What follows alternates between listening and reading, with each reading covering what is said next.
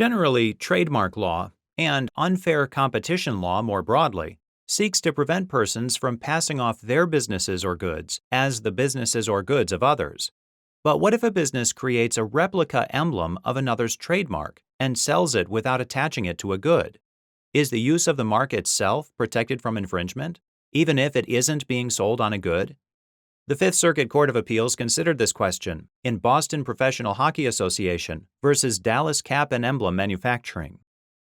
The National Hockey League, or NHL, is a professional ice hockey league with member teams such as the Boston Professional Hockey Association or the Boston Bruins.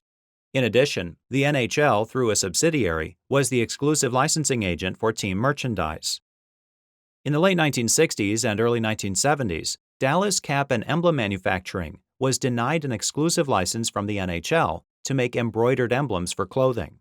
Nevertheless, Dallas Cap manufactured emblems that were substantial duplications of NHL team trademarks without the NHL's authorization. Dallas Cap sold the emblems to sporting goods stores in various states.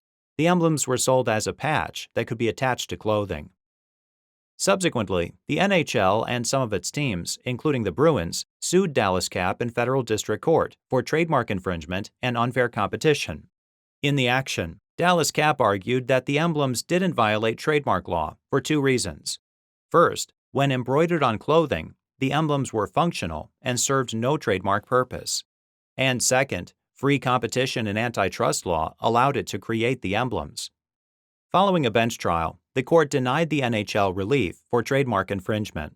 However, the court granted the NHL limited relief for unfair competition by requiring Dallas Cap to provide a disclaimer on its emblems. The NHL appealed to the Fifth Circuit.